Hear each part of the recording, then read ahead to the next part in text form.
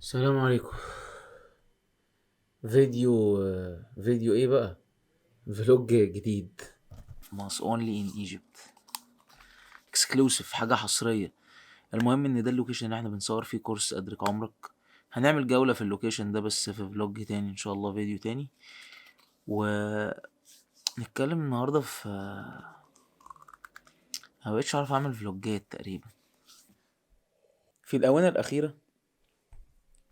حلوه اوينا دي، بحيث يعني ايه نبقى راجعين ايه بثقافه ومثقفين، والمواضيع اللي احنا بتبقى مفيده جدا. ساعات كده انت بتبقى في وضع معين. صح، هو حاجة مضحكة في حياتك، وبعدين ايه بقى الوضع ده بقى له فترة، وانت ممكن تكون بتدعي ربنا كتير بس برضو ايه، انت في نفس المكان. عارف انت لما تبقى ايه، مش فاهم ايه كل الحاجات دي. لما تبقى مثلا رايح تشتري شنطة، وتبقى عارف ان في واحد صاحبك ايه متخصص في الشنط، فهتقول له انا عايز اشتري شنطة هعمل بيها كذا كذا كذا، فيقول لك والله الشنطة دي افضل شنطة. او هتشتري لابتوب معين هتعمل بيه كذا كذا كذا، وهو متخصص او عنده محل، فيقول لك اشتري اللابتوب ده انا عارف هو ايه وهيعمل لك ايه بالظبط. فده كده حد حكيم قوي اختار لك اختيار، فانت بتبقى واثق قد ايه فان اللي اختاره لك ده صح. انت اصلا بتقعد ايه تسأل ليه؟ عشان توصل لافضل اختيار، عشان يحقق لك مطلوبك. فانت بتبقى بقى على ثقة عاملة ازاي بيه بعد ما اختار لك. ايوه، ميه ساقعة. اكيد في ناس كتير كده صيف وشتا ميه ساقعة، عشان ما حدش يقول لي بس انت ايه، انت غريب. بقى النون لايت ده احلى حاجة فيه، ان احنا دلوقتي مثلا قاعدين في حتة ما فيهاش ايه، هو عامل كده. فالحتة اللي احنا قاعدين فيها ما فيهاش اضاءة، فانت قشطة بتحط الاضاءة كده، وممكن تقوم مزود ومعلي تتحرق. تعال ما تتعلي تتحرق.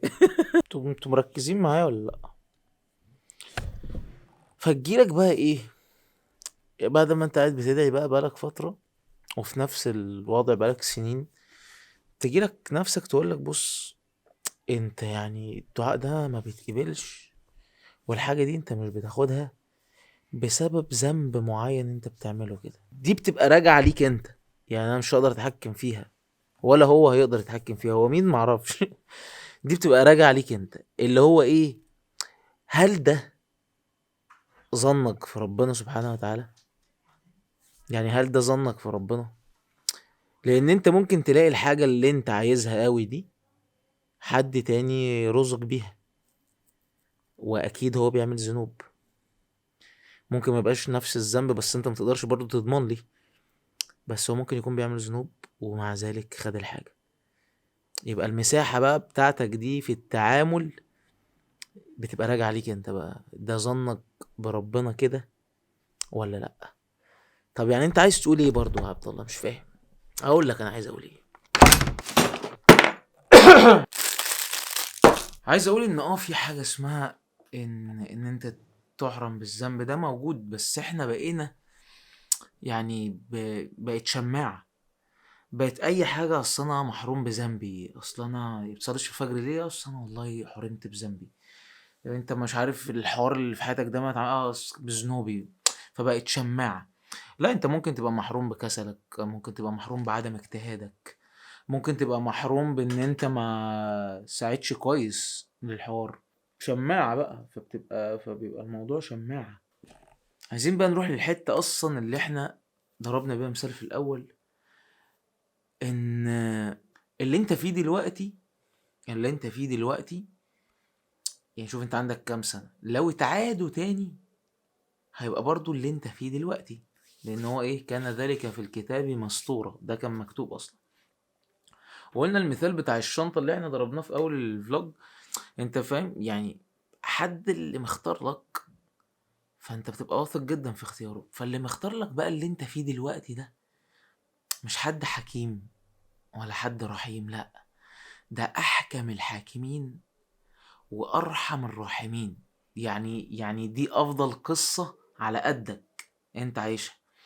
عارف ان انت ممكن يبقى في حاجات كده نفسك ومش عارف ايه، بس هو عسى ان تكرهوا شيئا وهو خير لكم، وعسى ان تحبوا شيئا ايه وهو شر لكم، وايه والله يعلم وانتم لا تعلمون. احنا مش عارفين حاجة. احنا بقى عايزين نتكلم اصلا في حتة تانية، ان انت تروح بنفسك. عارف هو كان الشيخ بيقول ان انت بقى لما انت تبقى عارف ان اللي مختار لك ده احكم الحاكمين، واللي مختار لك ده ارحم الراحمين، فانت راضي بقى قد ايه باختياره. هو كان بيقول كده. راضي قد ايه باختياره، دي مع منطقة يعني عالية جدا، لان انت بتصحى الصبح تقول رضيت بالله يا رب. يعني انت ايه بتهيأ نفسك. ما هو الرضا بالله رب في ايه يعني؟ هو كان بقى الشيخ بيقول في ان انت راضي بقى بكل شيء مقدر عليك، لان انت عارف ان حد رحيم جدا بيك هو اللي مختار لك، وحد حكيم جدا بيك هو اللي مختار لك، وان انت ممكن الشيء اللي انت نفسك فيه ده تتحصل عليه ومكتوب في قدرك، بس في وقت تاني، لحكمة معينة، لطاقة معينة مش عندك دلوقتي، لمهارة معينة مش عندك دلوقتي، ممكن لو جت تبوظ الدنيا، بس لو جت قدام انت اتهيأت لها. والله العظيم كلام. اشوفكم بقى ان شاء الله في فلوج تاني، وده اللوكيشن اللي احنا عمالين بنصور فيه الكورس، وهو يعني الحمد لله اتمنا منه الكثير ومش باقي منه الا القليل. نسأل الله سبحانه وتعالى ان هو يتم علينا نعمته. السلام عليكم.